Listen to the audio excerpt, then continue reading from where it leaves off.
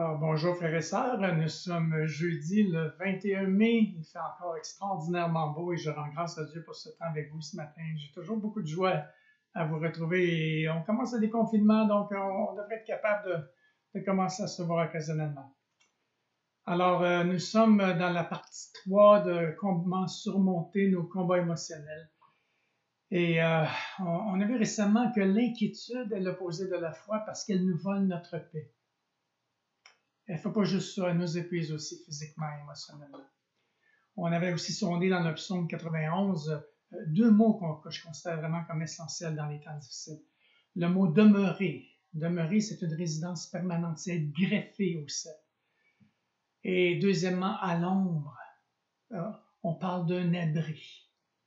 On apprend à s'y reposer, c'est-à-dire se repositionner à l'ombre de l'Éternel. On fait allusion aussi à son intimité. Alors, l'ombre, il y a une délimitation à l'ombre et c'est important qu'il faut demeurer dans cet espace-là, dans l'intimité avec Dieu.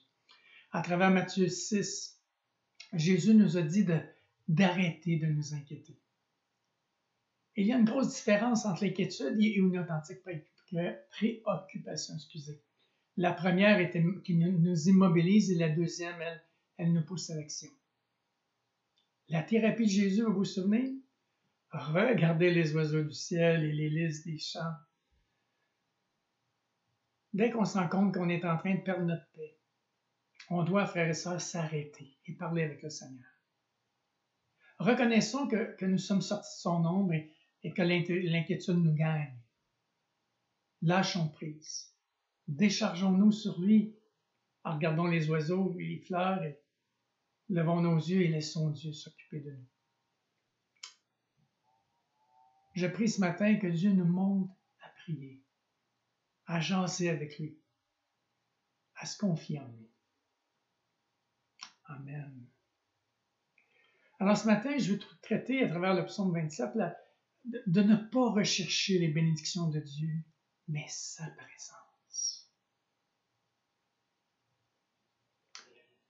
Ce psaume de David, c'est une aide qui est doublée d'espérance. Il a une confiance inébranlable en Dieu. Et c'est ça le meilleur antidote contre la peur et contre toutes sortes de sentiments d'inquiétude qu'on peut avoir. Alors, je ne relirai pas le psaume 27, 1 à 6. Je veux juste souligner certains aspects, certaines paroles dedans. Donc, il commence en disant « L'Éternel est ma lumière et mon salut. De qui aurais-je crainte? L'Éternel est le soutien de ma vie. De qui aurais-je peur?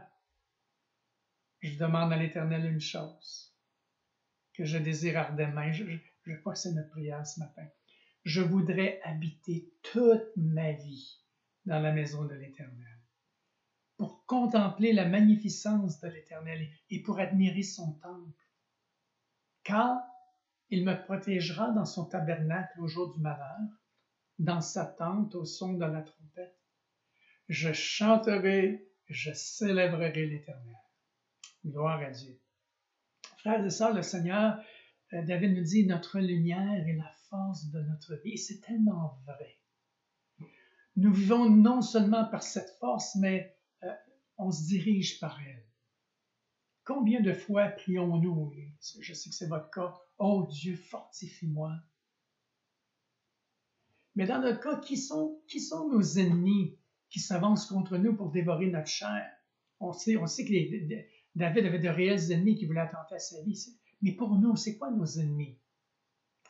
Alors, j'aimerais vous dire ce matin qu'on en a plusieurs, si on s'arrête un petit peu, là, on creuse. La peur, par exemple, qu'on vient de mentionner. Elle est pareille à l'obscurité. Elle nous enveloppe, elle nous environne, elle nous emprisonne, c'est-à-dire à l'intérieur de nous-mêmes. En fait, chacun de nous, un jour, est prisonnier de la peur, du rejet, à titre d'exemple, de l'incompréhension, de l'incertitude, de la maladie ou même de la mort. Maintenant, comment les vaincre, ces peurs-là? La parole de Dieu nous dit, en plaçant notre confiance dans le Seigneur, l'auteur de notre salut. C'est lui, notre lumière et notre force, par sa toute présence, omniprésence, sa toute connaissance et sa toute puissance. Je voudrais toute ma vie habiter dans la maison de l'Éternel, David vient de dire.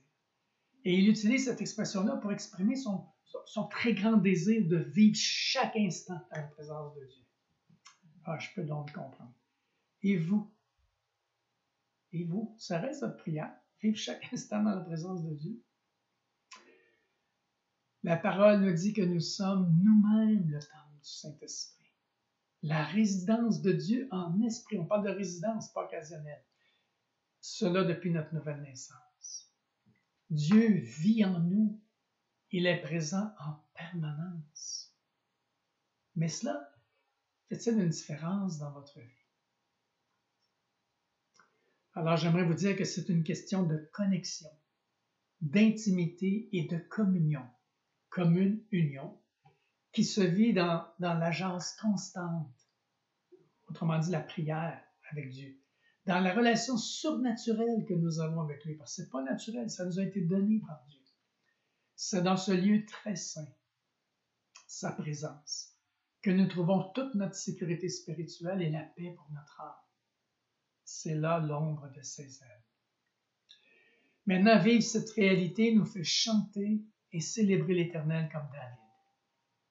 Tous les enfants de Dieu devraient désirer demeurer dans la maison du Père. Pas seulement pour une nuit, là, comme un voyageur itinérant, ou encore temporairement comme un esclave qui ne veut pas rester dans la maison de ses maîtres toute sa vie, mais pour demeurer tous les jours de notre vie comme des enfants avec leur papa. Et j'aime cette image-là. Parfois, on en arrive à mener nos vies complètement à l'envers. C'est ce que je faisais il y a plusieurs années quand je cherchais à réussir dans ma carrière de planificateur financier et de directeur à l'investissement. Je ne me trouvais jamais assez compétent. Je devais constamment upgrader la compétence de mon équipe de travail et s'assurer la satisfaction et de tous les employés comme de tous nos clients. Je peux vous dire que c'était un lourd fardeau. Comme je désirais être reconnu par ma compétence et mon efficacité, un petit peu orgueilleux, n'est-ce pas? Je devais tout savoir sur la situation économique. Donc, je lisais des tonnes de journaux et de revues sur le sujet sur une base régulière et suivais régulièrement les cours des marchés pour être parfaitement au jour dans les lois fiscales, dans l'économie, dans la gestion personnelle. J'ai suivi des cours tout le temps pour ça. À la même époque, c'est-à-dire je servais comme ancien dans l'Église. Je suivais aussi mes cours en théologie à IBI avec mon épouse Marlène pour répondre à l'appel de Dieu et j'accomplissais des travaux majeurs dans notre maison pour qu'elle soit mieux adaptée à nos besoins. À travers cela, vous imaginez bien que je devais prendre soin de mon épouse Marlène et mes enfants. Donc, prendre des temps pour aller faire du vélo, de la marche en montagne, des vacances de camping, aller faire du ski de fond, de la raquette, des visites de famille. Et on faisait aussi on recevait plusieurs familles de l'Église pour des repas ensemble, pour de la fraternité.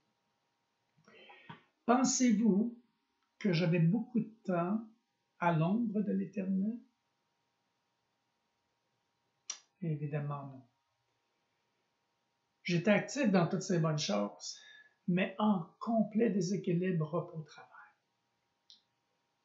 Je manquais de lumière, parce qu'en fait, je ne m'en rendais pas compte. Je me disais, bon, c'est mes responsabilités, il faut que j'accomplisse mes engagements. Mais ça m'amenait à manquer de force. Je m'épuisais dans toutes ces activités qui étaient exigeantes, et en fait, qu'elles sont souvent devenues des fardeaux sur mes épaules.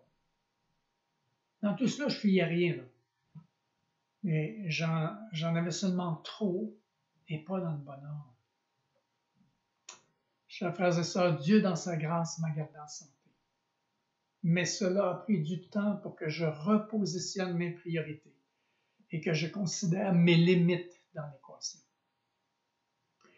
Dieu est intervenu et m'a montré ce qui était dysfonctionnel en utilisant principalement mon épouse, que j'apprécie tellement, qui me rappelait parfois les manques de temps de qualité pour elle et les enfants. Et parfois, il y a du dégoût, c'était des souvent. Ensuite, Dieu m'a dirigé dans une lecture d'un livre Emotionally Healthy Spirituality qui a été écrit par un pasteur, Peter Scazzero, et qui était vraiment, quand je me suis tellement vu dans cet homme-là parce qu'il était un gars comme moi. Un homme qui ne s'arrêtait pas vraiment et qu'à un moment donné, tout s'est effondré. il a terminé dans un burn-out majeur. Et je peux vous dire que si je n'aurais pas changé, je pense que je vais aller aussi.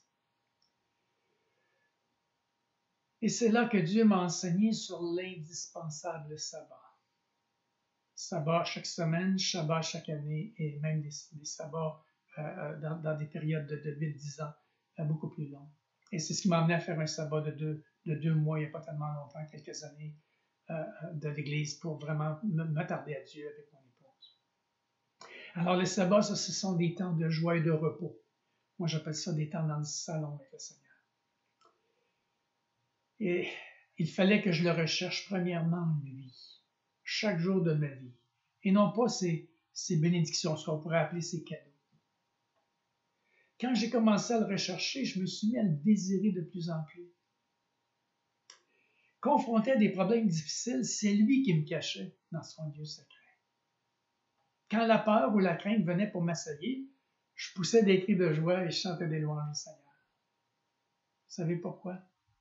Parce que j'avais commencé à vivre à l'ombre de l'Éternel.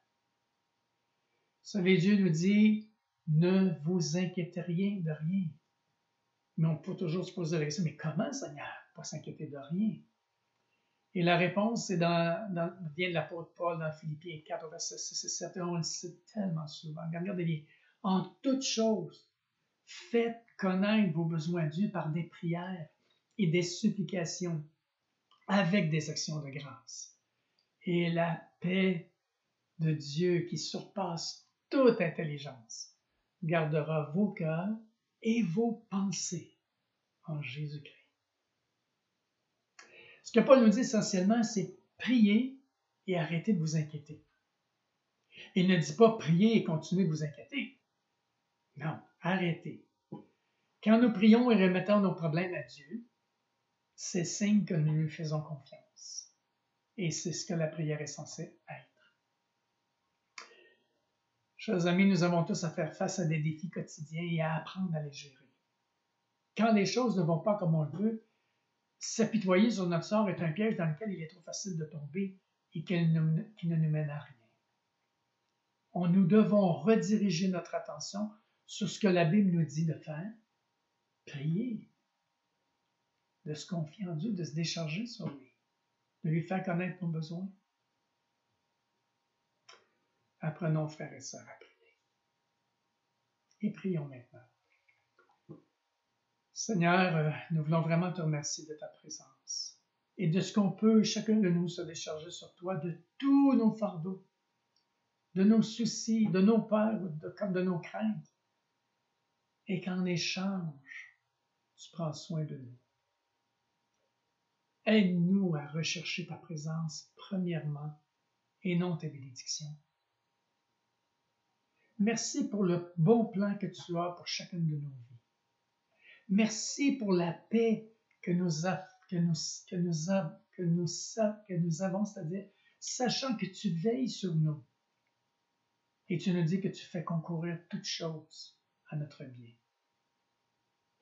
Merci de ce que tu nous as recouvert du sang de ton Fils Jésus et que tu nous aies pardonné nos péchés et que tu demeures en nous. C'est dans le bon nom de Jésus, Père, que je t'ai prié. Amen. Alors pour demain, vendredi, je vous inviterai à méditer un court texte. Jacques, au chapitre 1, du verset 1 à 8. Alors, je prie que Dieu accorde sa grâce encore aujourd'hui pour chacun de vous. Profitez du merveilleux soleil, allez prendre l'air et réjouissez-vous de ce que Dieu est parfaitement avec vous. Amen.